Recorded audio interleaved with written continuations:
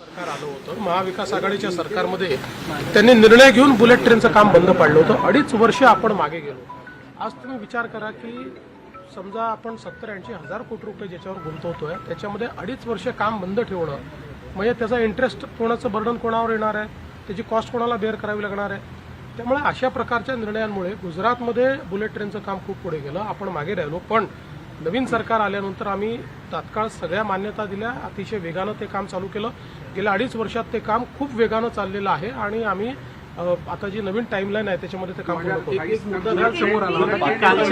कालच्या काल महाराष्ट्रातल्या सगळ्या पाकिस्तानी नागरिकांना बाहेर जाण्याच्या संदर्भामध्ये एक माहिती समोर आली होती. किती पाकिस्तानी नागरिक आता भारताच्या बाहेर गेले? असं आहे की एक्झॅक्ट आकडा जो आहे हा लवकरच पोलीस विभाग त्या ठिकाणी घोषित करेल.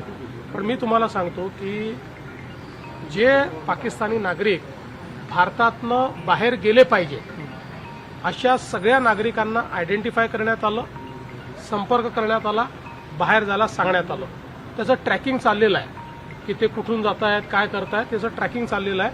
त्यामुळे त्याची आकडेवारी आपल्याला पूर्ण सांगितली जाईल. पण कोणीही म्हणजे केंद्र सरकारने सांगितलेल्या कॅटेगरीत बसणारा कोणीही नागरिक असा नाही की जो आम्हाला सापडलेला नाही. गृहराज्यमंत्र्यांच्या विधानानंतर सर पाकिस्तानी नागरिकांच्या आकडेवारीच्या संदर्भात एक मोठं असं आहे. तयार झालं. शेवटी अनेक वेळा वेगवेगळ्या प्रकारच्या ब्रीफिंगच्या आधारावर मंत्री बोलत असतात. म्हणूनच काल मी ऑथेंटिक ब्रीफिंग आपल्याला केलं, गृहमंत्री म्हणून ऑथेंटिक ब्रीफिंग केलं. मी पुन्हा एकदा आपल्याला सांगतो, जे पाकिस्तानी नागरिक बाहेर जायला पाहिजेत, केंद्राच्या आदेशामध्ये जे पाकिस्तानी नागरिक बसतात की ज्यांना भारत सोडला पाहिजे असे सगळे आयडेंटिफाय झालेले आहेत.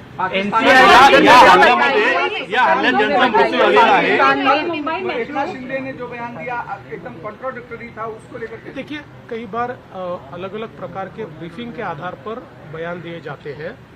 मैं आपको बताना चाहता हूं कि जो पाकिस्तानी नागरिक केंद्र सरकार के आदेश के अनुसार देश छोड़कर जाने चाहिए, ऐसे सबको आइडेंटिफाई कर लिया गया. इसमें से कोई भी बचा नहीं और उनको बाहर भेजने के लिए कंप्लीट ट्रैकिंग चल रहा है. इसका कंप्लीट आंकड़ा जल्दी ही पुलिस आपको देगी. मूल रूप से कंफ्यूजन इसलिए कई बार क्रिएट होता है कि जो पाकिस्तानी नागरिक यानी सिंधी समाज के हिंदू लोग लॉन्ग टर्म वीज़ा के ऊपर यहाँ पर आए हैं, वो लोगों ने सिटीजनशिप के लिए अप्लाई किया हुआ है, इसलिए उनको इस आदेश के तहत भारत छोड़ने का कोई कारण नहीं है. जो लोग शॉर्ट टर्म वीज़ा पर आए हैं, ऐसे पाकिस्तानी नागरिक जो है इनको 48 घंटे में देश निकाला करना था. उसके लिए महाराष्ट्र ने पूरे तरीके से अपना फर्ज निभाया है. धर्माच्या संदर्भामध्ये मुद्दा समोर आला, परंतु विजय वडेट्टीवार असं म्हणतात की अतिरेक्यांना धर्म विचारण्यासाठी वेळ नाहीये, तो केवळ आतंकवाद आहे, धर्म विचारण्याचा कुठेही वेळ नाहीये. की अशा प्रकारचे स्टेटमेंट्स देऊन जे काही मृत्युमुखी पडलेले आहेत त्यांच्या नातेवाईकांच्या जखमेवर मीठ चोळणं चाललंय. आता नातेवाईकांचं म्हणणं आपण सगळ्यांनी मीडियामध्ये दाखवलं आणि नातेवाईकांनी स्पष्टपणे सांगितलं, ज्यांच्या समोर मारलेलं आहे त्यांनी सांगितलं. तिथे थोडी होते वडेट्टीवार, इथे बसून कुठेतरी अशा प्रकारचे स्टेटमेंट करून नातेवाईकांच्या जखमेवर मीठ चोळणं, मला असं वाटतं हे अतिशय वाईट आहे. आणि म्हणजे मला याच्याकडे शब्द नाही, याला मूर्खपणा म्हणावा की काय म्हणावं मला समजत नाही.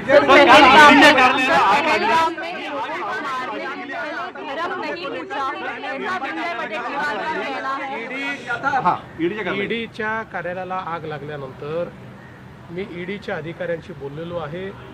ईडीतला प्रत्येक पेपर कागद हा त्या ठिकाणी सेफ आहे, त्याचं मिरर इमेजिंग देखील आहे, त्याचं स्टोरेज देखील आहे. त्यामुळे या आगीने कुठल्याही केसला, कुठल्याही कागदाला, केसाचाही धक्का लागलेला नाही. ऐसा बयान दिया है जब मुंबई हमले को लेकर दिया था और अब यहाँ पर कंट्रोवर्शियल. देखिए बहुत ही असंवेदनशील और मूर्खतापूर्ण बयान है. जो वहाँ पर मारे गए जिनकी हत्या हुई, उनके परिवारजनों ने जो वहाँ पर उपस्थित थे उनके साथ, उन्होंने जो बयान दिया उस बयान को झुठलाना, इससे ज़्यादा असंवेदनशीलता क्या हो सकती है। एक प्रकार से उनके जख्मों पर नमक छिड़कने का काम ये कर रहे हैं। उनको कभी भी ये जो हमारे सारे मरे हुए भाई हैं उनके परिवार वाले माफ़ नहीं कर सकते।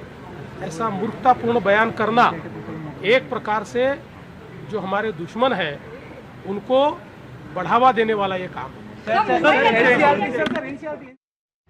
तर उद्धव ठाकरेंनी बुलेट ट्रेनचं काम बंद पडलं असा आरोप देवेंद्र फडणवीसांनी यावेळी केलाय। तो 2028 पर्यंत बुलेट ट्रेनचं काम पूर्ण होईल असं देखील देवेंद्र फडणवीस म्हणतात। एकनाथ शिंदेच्या विरोधाभासी वक्तव्याला फडणवीसांचं हे बगाल आहे।